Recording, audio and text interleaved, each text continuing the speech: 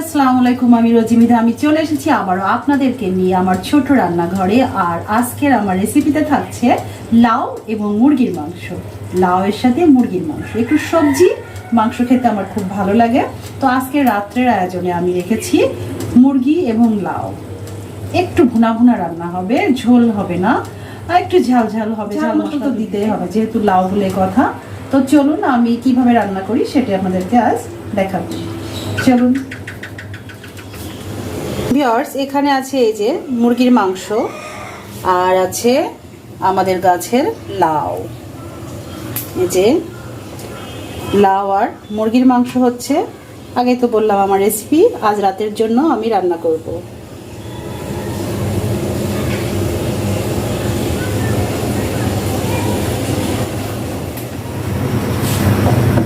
Viewers, আমি প্রথমে কড়াইয়ে পরিমাণ মতো তেল দিয়ে দিলাম।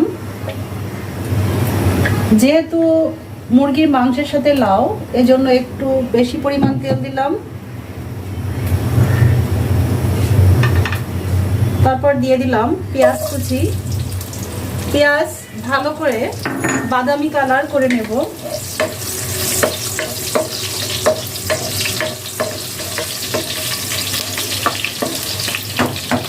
এরপর আমি মাংসটা একটু তেলে ভেজে নেব।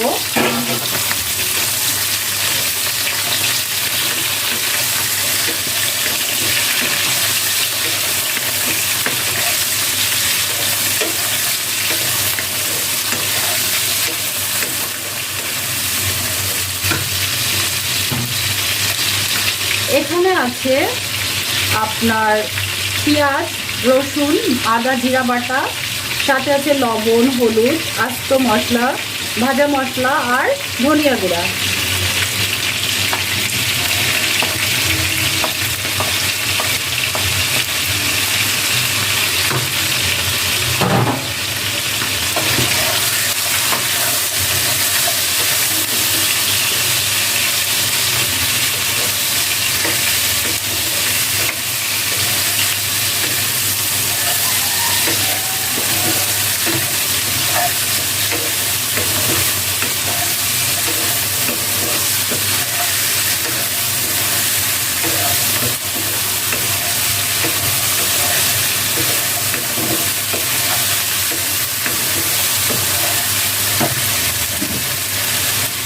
অল্প করে পানি দিয়ে দিলাম।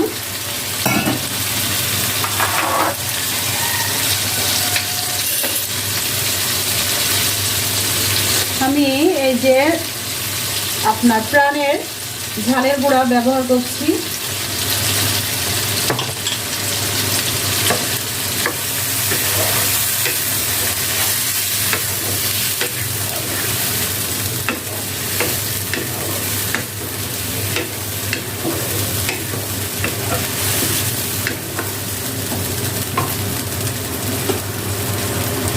এখানে আমার কেটে রাখা লাউ, এই যে স্লাইস করে এগুলো আমি দিয়ে দিলাম।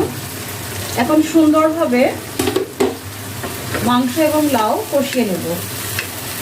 একদম সহজ রেসিপি।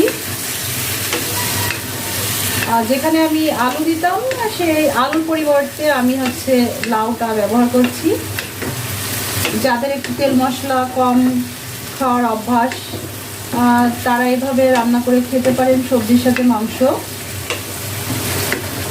এখন এটা হতে থাকুক, কষানোর সময় আমি দেখাবো।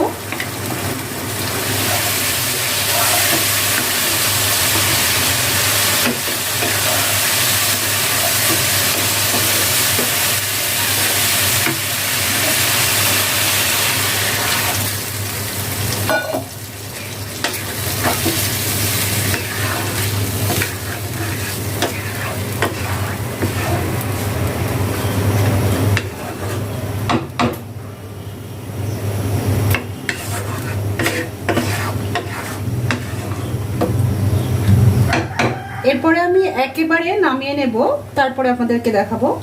একটু ভুনা ভুনা করব। লাউ মুরগির মাংস ঝোল করব না, লাউ এবং মুরগির মাংস ভুনা রেসিপি আজকে। আমার রান্নাটা একেবারে শেষ পর্যায়ে। এই যে আমি এখন চুলাটা বন্ধ করে দেব। আমার লাউ মুরগির মাংস রান্না শেষ।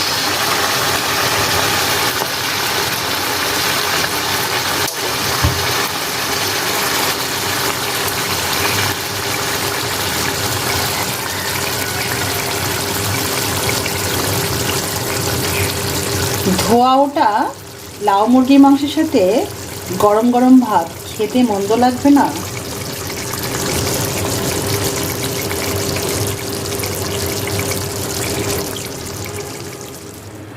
ভিউয়ার্স, তাহলে রান্নাটা তো দেখলেন, একেবারে খারাপ লাগবে না, মন্দ লাগবে না, বাসায় এইভাবে আপনারা রান্না করে খেতে পারেন। তাহলে আজকের আমার ভিডিও আপনাদের একটু যদি ভালো লেগে থাকে আমার চ্যানেলকে সাবস্ক্রাইব করতে ভুলবেন না, লাইক দিবেন, কমেন্ট করবেন, শেয়ার করবেন। আল্লাহ হাফেজ, গুড নাইট।